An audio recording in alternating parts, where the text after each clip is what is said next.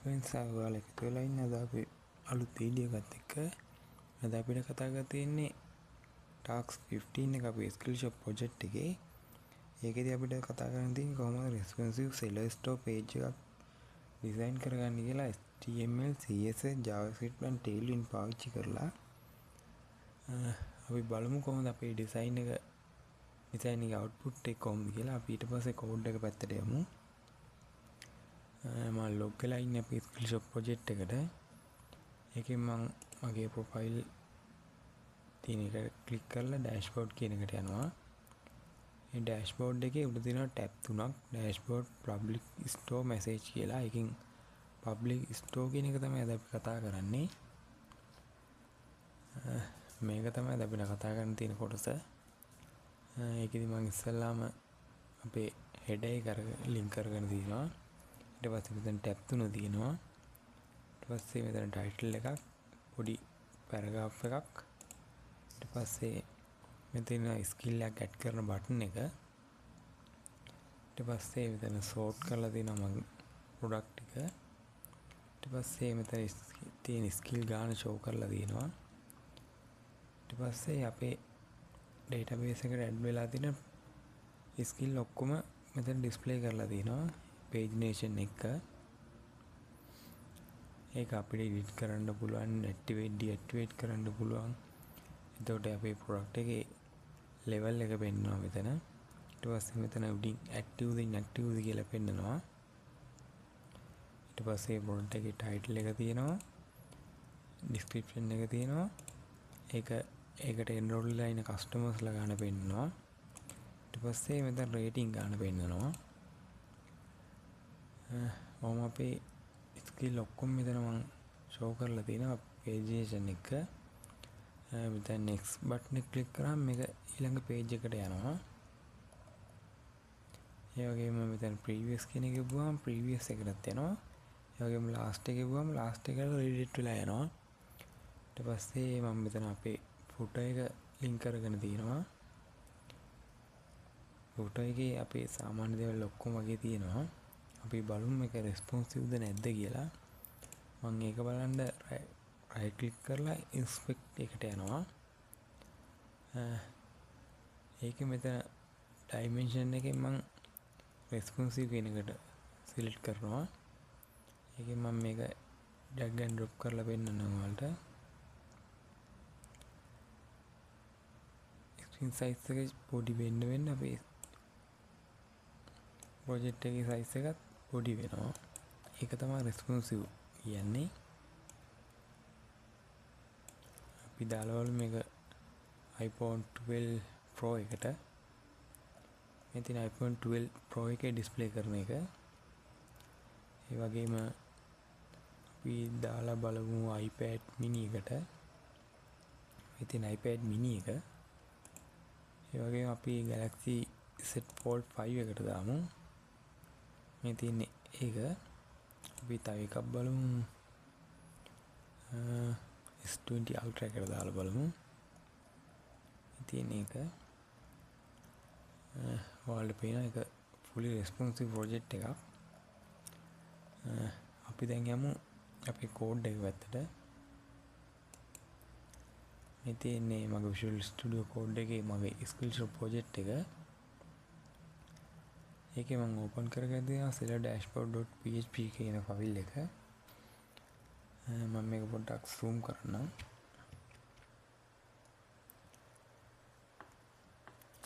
ඒකේ මම උඩින්ම අපේ header එක require කරගෙන තියෙනවා.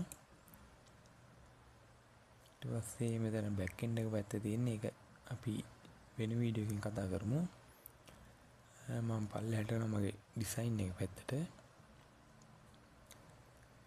මෙතනින් තමයි අපේ ඩිසයින් එක පටන් අරගන්නේ. ඒ කියන්නේ line number 74. ඒක ඉස්සෙල්ලාම div එකක් දාලා ඒකේ div එකක් දාලා ඒක class එකක් දාලා දෙනවා. background එක grade 50 කියලා.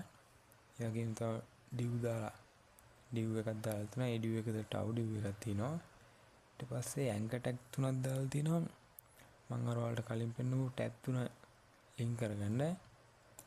ඒ කියන්නේ මේ තියෙන ඩෑෂ්බෝඩ් එක public store message කියන ටැබ් තුන.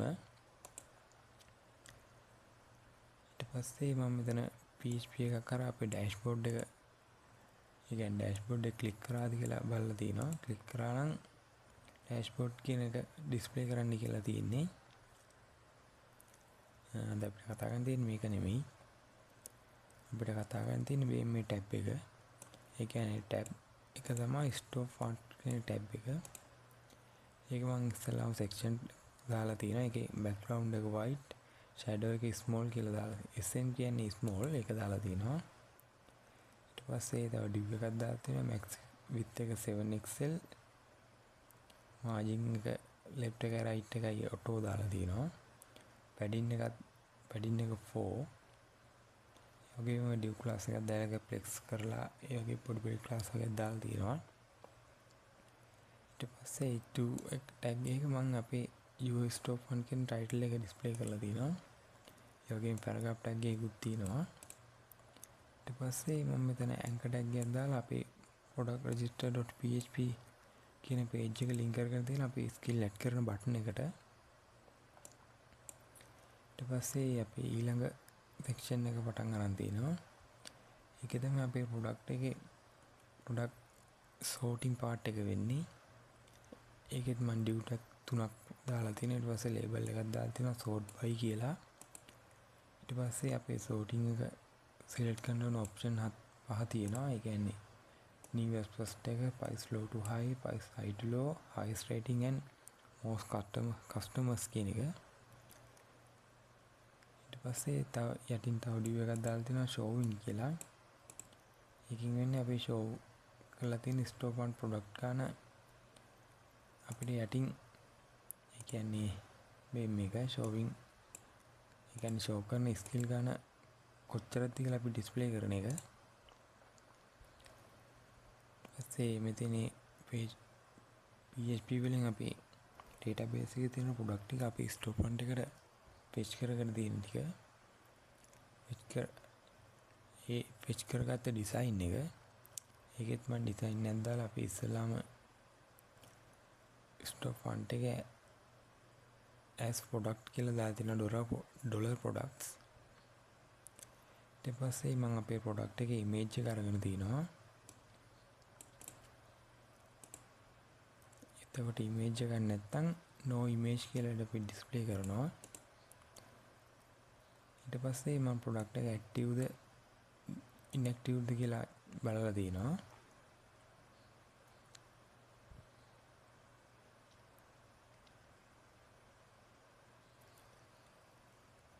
ඊට පස්සේ මම අපේ product එකේ title එක අරගෙන තිනවා, description එක අරන් තිනවා. ඒක enroll වෙලා ඉන්න customers ටික අරගෙන තිනවා. span tag එකකින් තව span tag එකක් දාලා ඒකේ average rating ටික අරන් බලලා තිනවා. ඊට පස්සේ මම මෙතන div එකක් open කරලා ඒකෙන් price එක අරගෙන තිනවා අපේ front end එකට. ඊට පස්සේ මම මෙතනින් බලලා තිනවා active activate button එකයි deactivate කරන button එකයි මෙතනින් හදාගෙන තියෙනවා.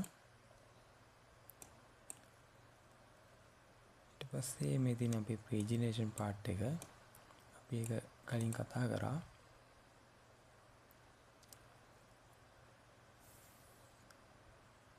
ඊට පස්සේ අපි ඉතුරු design එක මෙහෙම තියෙනවා. මේ ඔක්කොම tailwind CSS පාවිච්චි කරලා තමයි ඒක ඩිසයින් කරගත්තේ. මේ ටැබ් එක message ටැබ් එක අපි ඉදිරි වීඩියෝ වලින් කතා කරමු. ඔහොම තමයි අපේ seller dashboard එකේ stock font එක ඩිසයින් කරගෙන තියෙන්නේ. මම ඔයාලට තව පාරක් අපේ ඩිසයින් එක පෙන්නන්නම්. මේක තමයි අපේ ඩිසයින් එක. අපි ඊළඟ වීඩියෝ එකෙන් හම්බෙමු.